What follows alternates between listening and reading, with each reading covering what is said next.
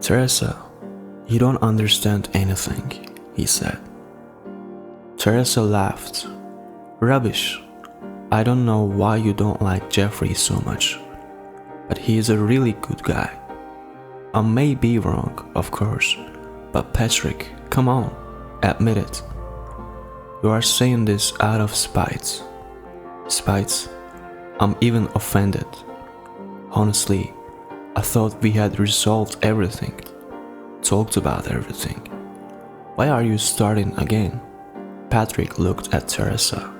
Of course, they had already talked and even decided to just be friends. How else could it be if they had known each other since kindergarten? 5 years ago, Teresa had laughed at his confession of love and said, "Patrick, you are crazy. We are like brother and sister. At least that's how I feel about you." Patrick took offense and went to work as a shift worker. He was gone for about a year, then returned just to tell Teresa that he was willing to be just a friend. "What else could I do? I just couldn't be without you," he had said. Teresa always shared everything with him. He knew she wasn't getting married until she achieved something in her career. Patrick even teased her, saying that when she became older and useless to anyone but wealthy, then he would agree to marry her. But recently, Teresa shocked him by announcing that she was getting married. Patrick had a hard time holding back. It was good that she told him over the phone. But after a moment's pause, he asked, "And who is this lucky guy?" "A local rich man. You wouldn't have agreed to anyone else," Teresa replied. A year ago, Teresa had opened a small company that provides various services for businesses. The company, though small, brought in a steady income. Patrick knew that Teresa had plans to expand, and a strange thought even crossed his mind that she was getting married out of calculation to make it easier to develop her business. "No, Patrick, you have got it wrong. He is just an ordinary guy. Really nice," Teresa corrected him. "It is weird to call a grown man a guy. Let me guess. If you are 32, he is definitely over 40. Teresa laughed. "Not at all, he is 25. "Are you kidding?" Patrick thought. He must have misheard. He always thought of Teresa as a smart, mature woman. Teresa seemed offended. "Why would I joke? Or do you think only pensioners can look at me now? You got me wrong. Alright, it is your business. Will you introduce me to your fiancé?" "Of course, that's why I'm calling today. We have something like a wedding announcement. I will be happy to see you among the guests." Patrick didn't like Jeffrey. In fact, none of Teresa's chosen ones would appeal to him. But Jeffrey, there was something about him Patrick couldn't explain. What exactly? He watched the man all night long and drew a few conclusions for himself. Firstly, Jeffrey hugged Teresa too frequently in front of everyone, as if he wanted everyone to believe in his sincerity. Secondly, he avoided looking people in the eyes. If you addressed Jeffrey, he would respond but would look anywhere but into your eyes. And thirdly, he wanted to hang out too much. Everyone was tired of the party, and he still wanted music and champagne. Such people usually don't have any other interests besides having fun. But Patrick didn't say anything to Teresa at the party. He didn't want to spoil her mood, and today he only spoke up after Teresa said that she was taking care of all the wedding expenses because Jeffrey was having temporary financial difficulties. They argued so much that Teresa told Patrick not to come to her wedding and not to ruin her mood. Of course, she regretted her words. But when she decided to call him 3 days later, the subscriber was unavailable. "Well, you have gone back to your bitterness again. You should have gotten married. Maybe you wouldn't have time to be bitter then," said Teresa angrily and threw the phone away from her. She tried to calm down, reminding herself that the wedding was coming up soon, and she would have someone she loved by her side, someone who loved her so much. Teresa had been with men before, but she had never experienced such strong emotions and feelings. However, happiness didn't last long. At first, Jeffrey was perfect. With him, Teresa couldn't be happier. But then, Jeffrey felt uncomfortable coming to her company because she was the owner and he was nobody. To solve this, Teresa made him her deputy. She began to trust him with deals and spent more time on herself to give herself more opportunities. She wrote a power of attorney so that he wouldn't bother her every time. Jeffrey was grateful and almost worshipped her. When people started telling Teresa that Jeffrey was cheating on her, she simply brushed it off.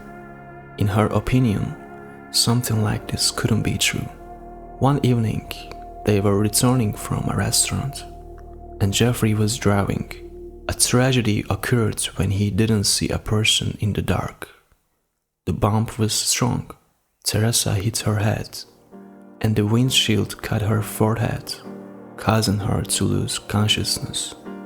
When she woke up, someone was telling her, "Wake up already. You smell of alcohol." It took a moment for Teresa to realize that this was about her. She tried to explain that she had only had a little wine at the restaurant. Then she opened her eyes and saw that she was behind the wheel, and a black covered body was lying in front of the car. She turned around and saw her husband talking to the policeman. "You know, my wife always gets behind the wheel when she drinks. No scandals help, and this is where it led to," he said to the policeman, who nodded in agreement and wrote something down. Jeffrey looked at her and then smiled, but Teresa squeezed her eyes shut. This couldn't be happening. Her husband never visited her once during the court proceedings. He spoke so terribly about her that the kind words of others were drowned out. As the condemned, Teresa was being let out. She turned to look at her husband. At first, he smiled, but the longer Teresa looked at him, the less happy his face became. Something in her gaze made Jeffrey tremble slightly inside. A year passed. "Teresa, pack your belongings for departure," a guard said. Teresa got up and gathered her things. She didn't believe until the end that they would release her. As the gate slammed shut behind her, she closed her eyes and cried. Lord, was she really free? Teresa learned from rare letters from former friends that Jeffrey had taken everything she had during the year.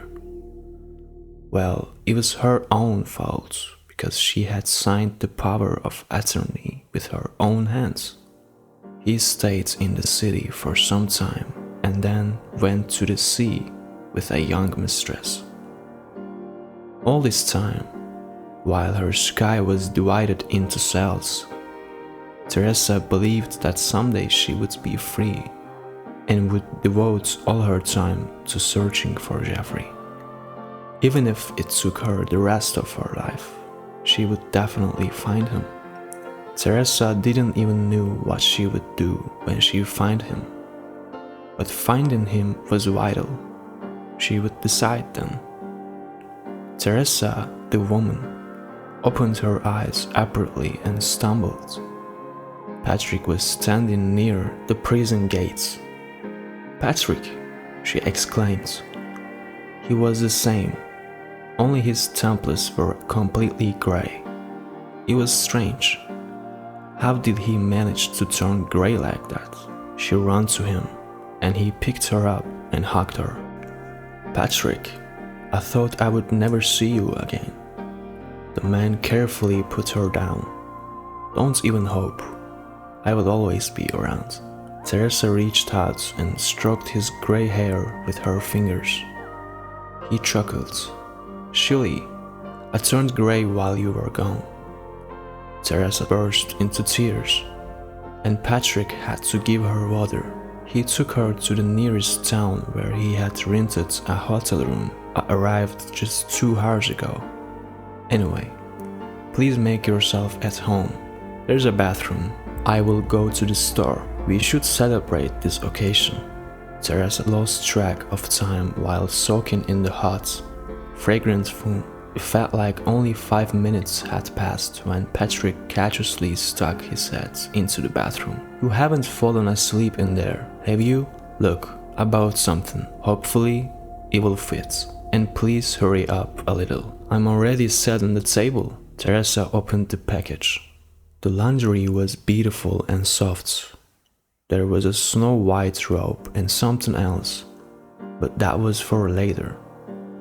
Currently, she was content with what she had found on top. Jeffrey paced back and forth. He didn't like how Andrea was behaving. He had been there for her all this year. But as soon as he mentioned the need to start living more freely because they were running out of money, she rolled her eyes and started being rude to him. Recently, he decided to talk to her. "Andrea, don't you think you are not acting very nicely?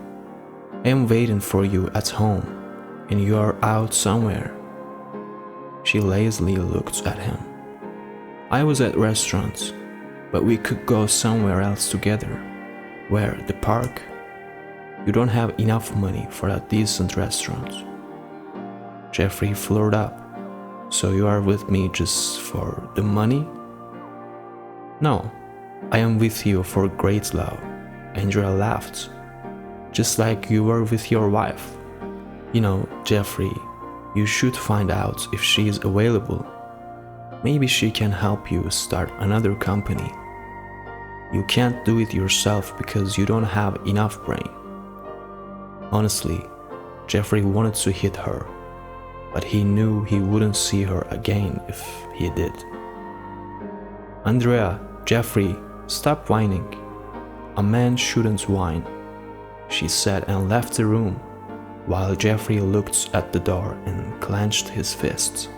After a week, Andrea left without saying a word. She just packed her things and left silently. He tried to stop her and even shed a tear, but the girl didn't even look at him. Another week later, he was asked to move out of the apartment. It was a rental, and Jeffrey hadn't paid for it for 2 months. He had no choice but to find a job. However, when he found out how much they paid in this town, he couldn't help but laugh. Taking out his last bits of savings, Jeffrey decided to return to his hometown, where he at least had a small apartment of his own. The city greeted him unfriendly. Jeffrey pulled up in his hood and headed towards his house. The apartment smelled of dust, mold, and a thick pile of bills that needed to be paid. He gathered the papers and angrily threw them on the table. Then he walked around the rooms. How miserable it was here. Yes, lately he had gotten used to luxury. Here, it didn't smell like it. The entrance door cracked, probably swayed by the wind. He headed to the hallway, but unfamiliar people were already entering the room. Jeffrey stepped back, and when he saw who came in the end, he even stumbled. Teresa. She was even more beautiful, slightly thinner than before. Her That's understandable. She wasn't on vacation. Don't you recognize me, hubby? I came back and wanted to get those keys to my house and my company, Teresa said. Jeffrey understood that all these people came with her for a reason. Teresa, they made me. I swear to you, I loved you very much. But they threatened me with such things that I couldn't resist. Teresa smiled affectionately. Jeffrey shuddered at the sight of her smile. There were some familiar guys standing behind her. Exactly, she had introduced them once. This was some childhood friends of hers. And who are they? Teresa asked. What do you mean? Your envious competitors, of course. And what did they threaten you with? Teresa asked. Jeffrey didn't have time to come up with an answer because two men in uniform entered the room, bringing with them an elderly stranger. Look closely at him, please, one of the men said. I remember him well, said the elderly man. I was walking by and saw him dragging an unconscious woman. I said to him, what are you doing, shameless one? He told me to walk quickly and not say anything, or he will find me and kill me. Where did he drag her? Asked one of the policemen. The elderly man pointed. There she is, behind the wheel. Yeah, no matter how long the rope, there's always an end. Jeffrey halted and rushed towards the door, managing to break through. However, people were waiting for him outside the door. They twisted him so roughly that he cried out in the pain. It all repeated like a dream. Only this time Teresa was sitting on a bench for witnesses, and Jeffrey was where he was supposed to be a long time ago. They accused him of many things. The death of the man who died under the wheels of his car, frauds, conspiracy, and resisting the police. Jeffrey understood that as a young and healthy person, he would not see this world again. When the guards were taking him away, Teresa met his gaze. She was smiling now, but Jeffrey's gaze was extinguished, and he quickly turned away. Patrick hugged Teresa by her shoulders. Well, that's it, and now we are going to registry office to get married. Teresa turned around, kissed him on the nose, and said, of course we are. Patrick exhaled loudly and pulled her by the hand towards the exit. Thank you for joining us today on Deep Stories. Be sure to like and subscribe and hit that notification bell so you don't miss out on our next video.